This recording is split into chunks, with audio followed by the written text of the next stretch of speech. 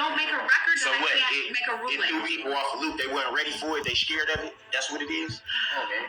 Mr. Brooks. Come on, man. Stop. When you aren't Stop even it. You're a letting me public ask servant, Your questions. Honor. It is a full recap of the incredible trial of Darrell Brooks Jr. from odd beginnings to an intense end. Welcome to Sidebar, presented by Law and Crime. I'm Jesse Weber. What an interesting and bizarre few weeks we've had following the Darrell Brooks trial out of Waukesha, Wisconsin. As you know, we've been following this trial both here on Sidebar and on the Law and Crime Network. And this was the case about the man who was charged with 76 criminal counts for driving a red SUV into a group of holiday parade goers back in November of 2021, killing 6 people, injuring dozens of others. Now, I will tell you, I have covered a lot of trials here on Law and Crime, and I can honestly tell you that this was the one unlike any other, and also probably one that will be very hard to forget.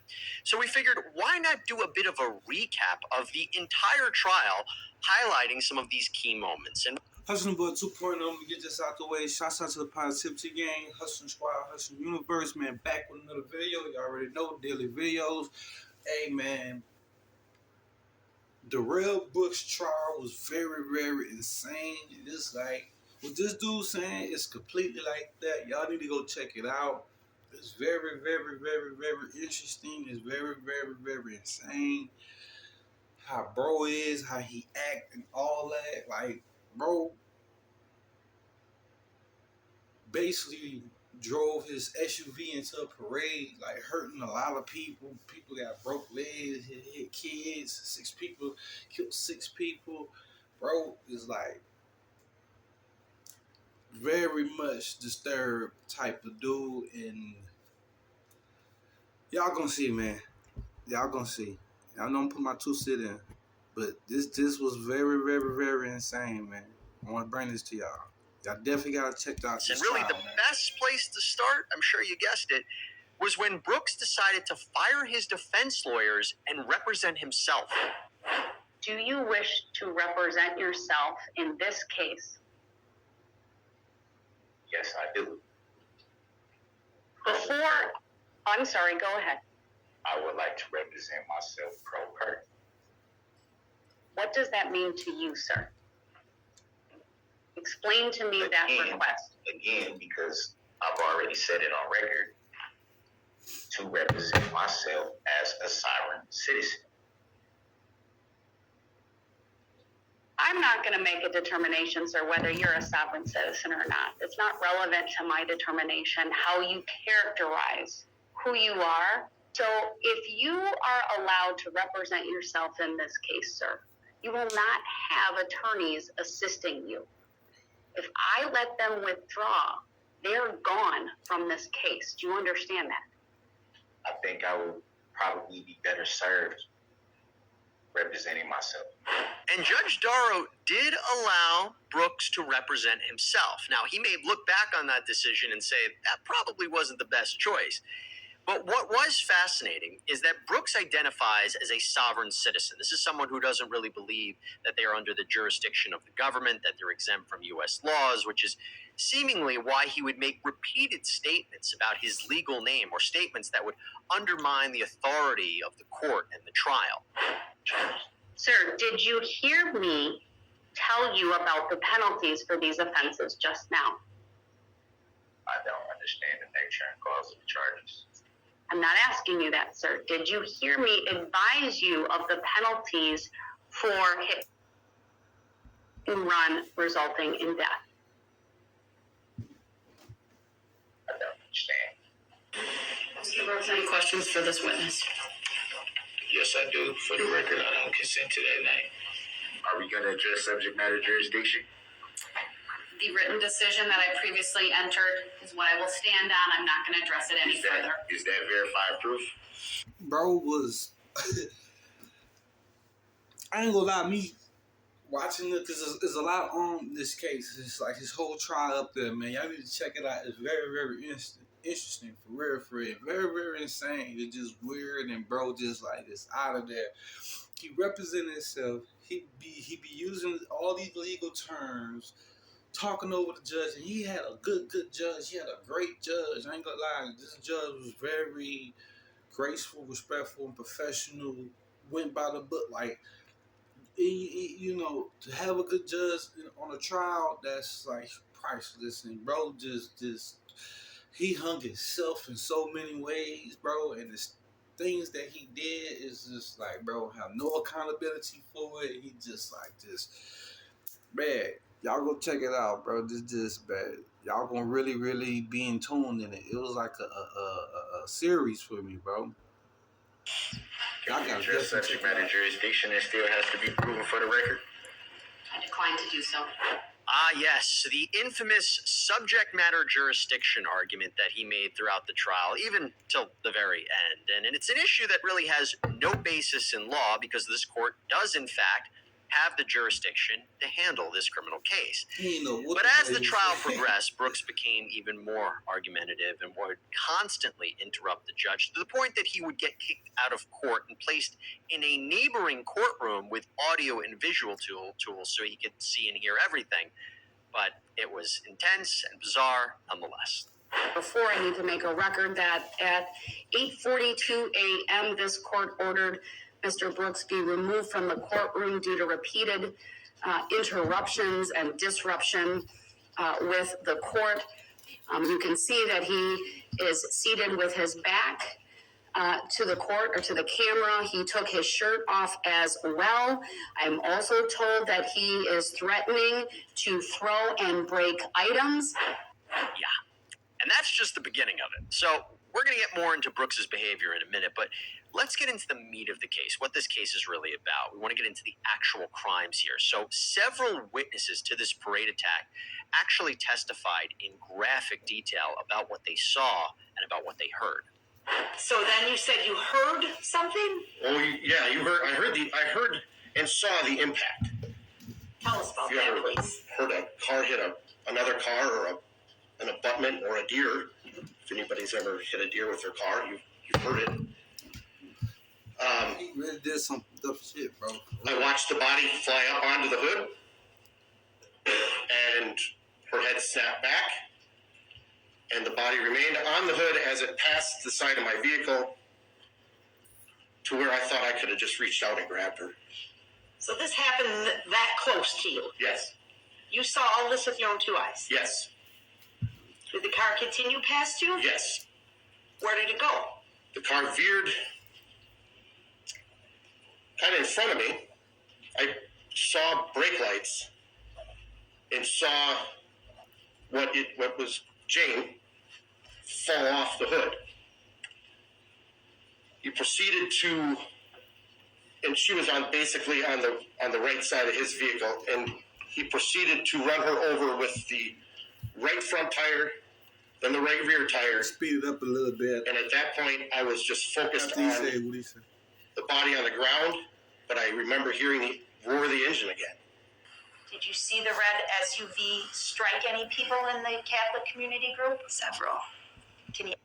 He drove the car. He didn't stop. He kept mowing people down. Doesn't matter if he hung. But what made this trial so different and so out there was the defendant's behavior as he represented himself. Because he would constantly interrupt the judge and bring up these legal theories that had no basis in fact and law. And the ups and the downs with his behavior was so startling. And at one point, let's begin. After he had a few of these outbursts, he actually apologized. I would like to issue the court an apology from me in regards to my actions last week during the trial. I just want the court to understand it's very emotional right now, not only for just the whole situation of the trial, the families here that have to go through, everything that's going to be involved with the trial, but also my family as well and myself is very, very emotional. But not to excuse my actions, I should carry myself with better respect than that. I wasn't raised that way. The I wasn't raised that way is really something else. But we all knew this didn't last long. I'm a grown man with grown kids. Ain't nobody gonna talk to me like that. Nobody. I don't have a problem with doing what you asked me to do. This is what you call a narcissistic at his best. He was telling the judge what she gonna do. He was in there like he was the judge, for real. Dude was just out of there, bro. It's just like, and then his y'all gotta check out his closing statement or whatever like that before his sentences. Before his sentence, like he trying to give some remorse. You trying to make yourself cry, a whole bunch of stuff, bro. Like y'all definitely gotta check out this dude trial. Y'all can be very intrigued in it. This is something I never even seen before, like for real. He was just everywhere, just talking crazy. Not tell me. For real. That crazy. Just like when I asked you about subject matter jurisdiction that you have yet to prove on the record. But somehow I'm being intentionally disruptive. Come on, man. Stop. Just stop it. Jury's coming out. All right for the jury. Not gonna work. Yeah, and it only got worse. I don't care what you believe fully. All right. It's not a game. I don't take this as a game. That's what nobody. You don't gotta explain nothing to me. Do you want? That's what you don't understand. You think You that want this the is a whole opportunity game to to me. question? This is not a game to me, Your Honor. Now, in fact, there was one point when he got so angry.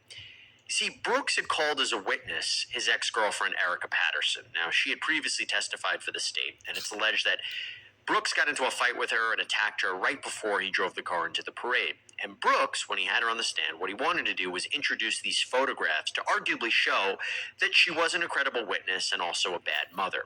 So when prosecutor Zach Witschow talked about what would happen if these photos were allowed into evidence, he said that he'd have no choice but to reveal something very negative about Brooks's past. And again, this was all outside the presence of the jury. And thank goodness, because look how Brooks blew up. Second of all, if we go down that road, we would be forced to counter that claim by pointing out that not only does the defendant not live with the child in question, he doesn't live with any of the other children that he has. He impregnated Erica Patterson when she was a minor in Nevada, and for doing so, he was convicted of statutory sexual seduction, pled guilty in March of 2007 to that felony offense, and is a sex offender on the registry as a result. So if there's any causation that would lead to Erica Patterson being a bad mom, Mr. Brooks has a direct role in that causation. And that's further I object to that. I'm not, because that's a lie. Let him Because at the end of the day, Let him finish. we're gonna open the door on that. No, since he want to make a record and not be accurate, so let's be accurate all on the record. Since you think you know so much, Once so again, we can Mr. open the Brooks door is on. being We can open the door on how old she told me she was. interrupting. We can ask that question He is to me. over the top animated Do you right know now. that? Mr. Brooks, I'm ordering you to sit down and to let the state finish. No, I'm not going to sit here and let somebody be inaccurate on the record. He'll lie on the Right. record. Under Illinois versus Allen, I warned him repeatedly. He's being removed from the courtroom. And you know what? Let me dial that back. We're just going to take an early lunch, 1 hour. We'll be back. And unless he brings that letter, then he can show it is inadmissible. That certain people feel that you should hear and shouldn't hear, disguised under the color of law. But the fact of the matter is, the vehicle in question, make a model of 2010 Ford Escape. The vehicle in question, actually 2008, 2009, and 2010 of that model was in fact recalled.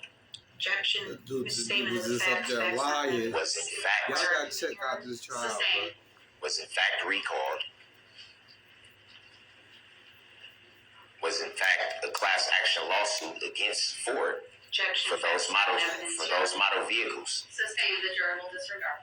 Information that you should have been privy to, that you weren't allowed to be privy to.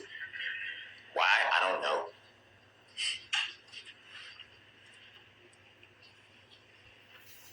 That information, malfunctioning throttle bodies. Mr. Brooks, move on. Okay, so first, a defendant can't argue jury nullification. Jury nullification is when a jury decides a case not based on the facts and the law, but some other reason, political, emotional. They're not allowed to do that. And that's what Brooks is basically advocating for here. He's basically saying, even if the prosecution proved beyond a reasonable doubt that he's guilty, you, jury, have the power to say otherwise. You can say not guilty. And this is despite objections from the prosecution and an order from the court telling him not to do it. He kept saying it. And by the way, the idea of a malfunctioning car, as we discussed, not only was there no evidence to suggest that wasn't even the case, but you can't argue something that wasn't presented in evidence. There was no evidence presented at trial about a recall or a class action, so all of this was irrelevant. Well, the jury was ultimately handed the case, and after about 3 hours and 15 minutes, the jury came back with their verdict. We, the jury, find the defendant, Darrell E. Brooks, guilty of first-degree intentional homicide as charged in count 1 of the information, dated this 26th day of October 2022, signed by the foreperson. Hey, you are to be removed right now. You will not do that. There you have it.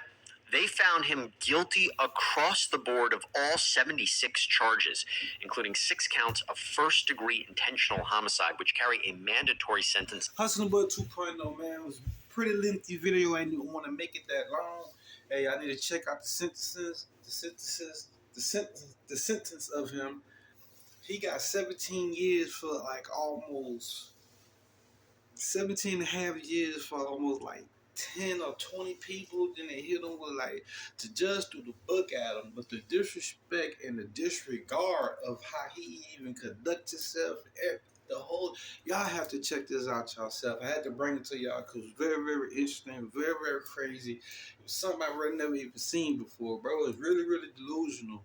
This man ran his SUV into a Christmas parade, bro, in Wisconsin. He did, and killing people, just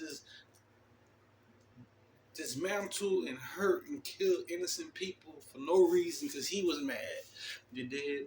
She hit him with the book. You understand me? Hustling Bud 2.0, man. Key guy first.